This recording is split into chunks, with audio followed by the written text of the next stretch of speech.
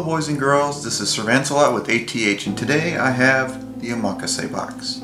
Now if you've been following the Omakase Box, then you probably have already seen an unboxing video of this, or you already know what's inside it. If you don't know what an Omakase Box is, or you're watching this video far into the future, Omakase was a subscription service that started about 6 months ago from the company Viewster, which is a anime, TV show, movie sort of streaming site. The way the subscription service worked is that you would pay about $35 every 2 months. And every 2 months you would get a box filled with merchandise, many of it exclusive to the Omakase Box, for a certain anime. Like the first Omakase Box I think was released in October or November 2015. That was for Kill la Kill. That would have been a really cool box to get. And then the second box was released in January 2016, and that was for Naruto. Now this is the third box, and instead of being about an anime, it is about Vocaloids. But as you can see here, it is specifically the Krypton Vocaloids, otherwise known as the Piapro cast. Sorry about this ugly box, had to get rid of all that personal information stuff. You can never be too careful nowadays. Anyway, this is unfortunately the last box that Omakase will be putting out, because I guess they just didn't get enough subscriptions for the service, and so third box was the final box. Really a shame, because looking at the items in, of course, this box and the previous two boxes, I was kind of looking forward to getting more boxes. You know, it's kind of a program kind of like, I guess, what is it called, Loot Crate, or the Indie Box, where you basically pay a subscription in order to get real life goodies instead of just, you know, digital items. And I like that idea, and once you look at the items in this box, you'll definitely agree that it's probably worth it. Just a shame that the service was discontinued so quickly. Alright, well, I had already recorded this unboxing earlier tonight, but my video camera decided to not cooperate, and most of the footage, I couldn't use it. So I am re-recording this right now, and so that means all the plastics off of all the items and blah blah blah, but hopefully you know, I put everything back in the order in which I found it, and you'll still get to see all the cool new items. So let's open up the Omakase Box. And one thing I will say is that it is really cool how much detail they put in to one of these boxes. You'll see it as soon as I open it up. I mean, not only do we have a bunch of goodies down here, but look at the inside print on this box. Look at that, how cool is that? It's got all the different character icons. It's got Krypton's logo there and the kind of icon wallpaper sort of motif. That's really cool. You know, I wouldn't mind this having on a desktop wallpaper or something like that. But let's get to the items. Now the first thing that was in this box was this piece of cardboard. Now what this is, other than being a very lovely piece of art, is it tells you some of the artists that were involved in making some of these exclusive items. Now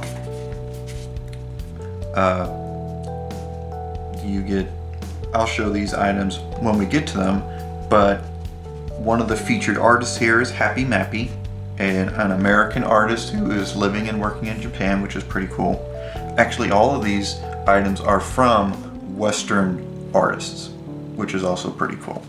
And also, AtH was one of the featured artists here, and he was one of the creators and designers for Skullgirls, that really cool animated fighting game that came out a few years ago. I thought that was cool to find out. Yeah, this is a pretty nice looking little poster card thingy here. I like it a lot. I'm not sure who the artist is on this one, but it really does look pretty nice, although Rin's kind of upside down for some reason. Don't fall down, Rin. Okay, and after I opened this up, the second thing I found was this. It is a Miku Micro Squishable. You know, and this is just something everybody has to have, because if there's one adjective that comes to mind when you say Miku, it's squishy. Right? Right? Got a little key hook thingy so you can put her anywhere you feel like. And all of this stuff is officially licensed merchandise. You know, this isn't knockoffs or anything. This is all officially licensed, so that's also really cool, especially for the prices you'll see as we go through this box. Now, they did reveal 2 of the exclusive items prior to shipping these boxes, and one of them is this. It is an actual Rin and Len belt. I have not tried to put it on yet. I was kind of worried that my size 36 fat self might be too small for me, but I don't know. It might fit me. We'll have to give it a try later. Oh, it also comes with that little, you know, keychain looking thingy that hangs off of Rin and Len's shorts. You know, so that's really cool. It's a shame that these are exclusive to this box, because this would be a really great thing to have if you're a serious cosplayer, but of course if you didn't order this box, you're not going to be able to get the belt separately.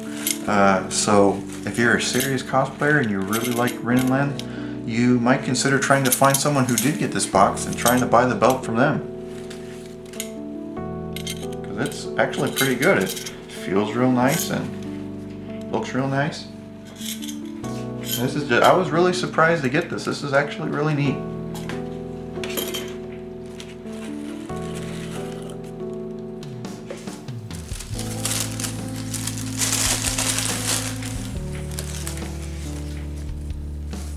Oh, sounds like a kitty cat wants in.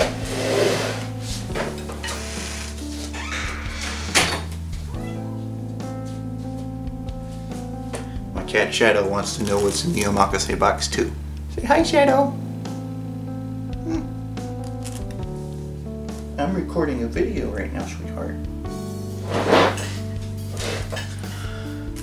Okay, where were we? Oh yeah.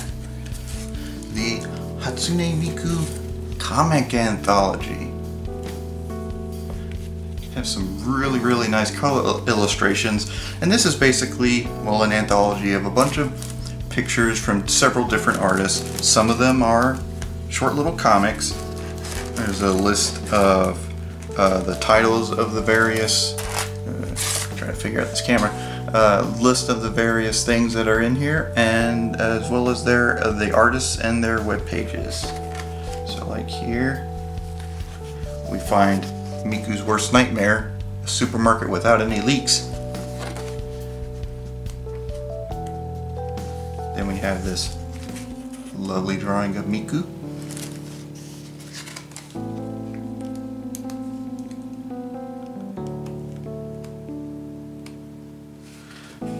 And then of course there is a comic by Andy Hood, Luca's Musical Day. As you can imagine, this is my favorite comic of the book.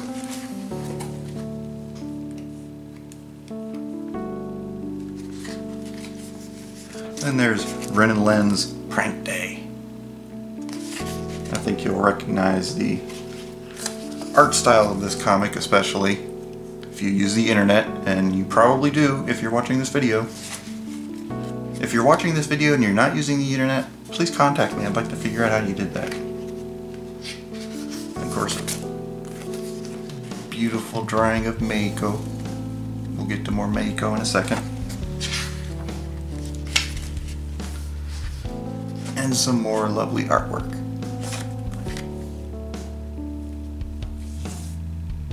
You know, a pretty cool little art book.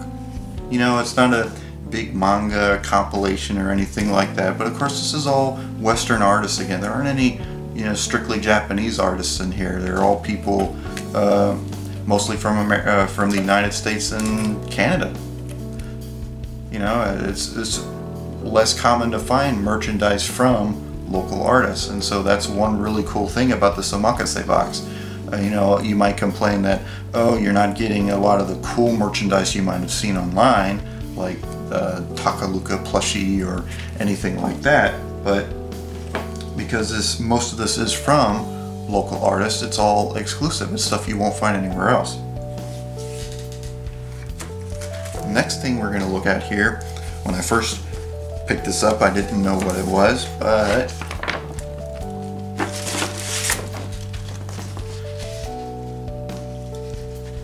this is a beautiful poster by the guy that created Skullgirls, of Meiko. We love you, Meiko. She really needs more love. You guys got to get on that. You need to start showing Meiko some respect. She was the first Japanese Vocaloid, and she is amazing. That is a really cool poster, and of course it's got booze in it, so it's definitely Meiko.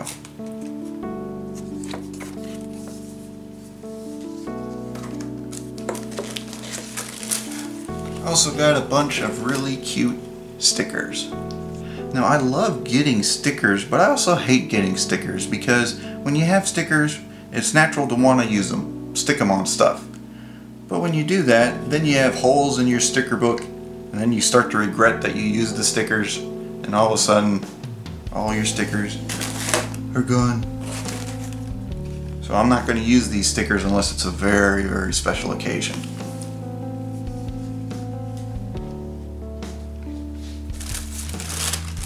And the final thing that came in the box is, of course, the first item that was revealed about this box, even before I ordered it, which was in late February, is the artist Happy Mappy's exclusive t-shirt. This is a really cool design. The only thing I would complain about is that it's all on the front and bottom of the shirt, and the rest of it is just blue. Not a very Miku blue, but blue. But it is a really cool design. It's also, wouldn't you say this is a very manly shirt?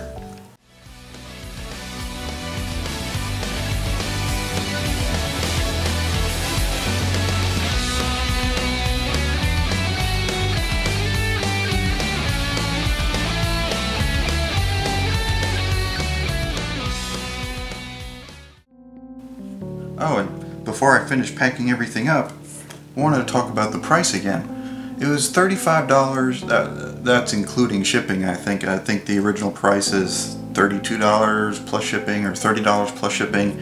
I got it with, I think, a 10% off coupon when I ordered it. But remember, that's $30 for this whole box plus shipping. And that you were guaranteed to get the t-shirt.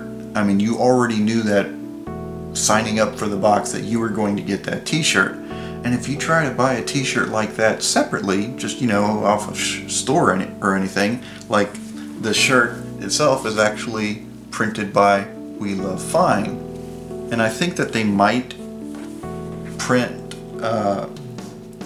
this kind of shirt in different colors. I think it's just that this blue color shirt will be the exclusive one, so they might print it in different colors later. I'll have to double check on that. But if you try to order just this kind of t-shirt from We Love Fine, that's, you know, $20 plus shipping by itself. And then you imagine that you get not only all the nice and pretty pictures, but you also get this really snazzy belt, a poster, an art book, some stickers, and of course Hatsune Squishy Miku. You know, all that for just an extra $10. That's pretty cool. And that maybe that's why Omakase was discontinued, because they offered a lot of really cool stuff, and it wasn't very much money.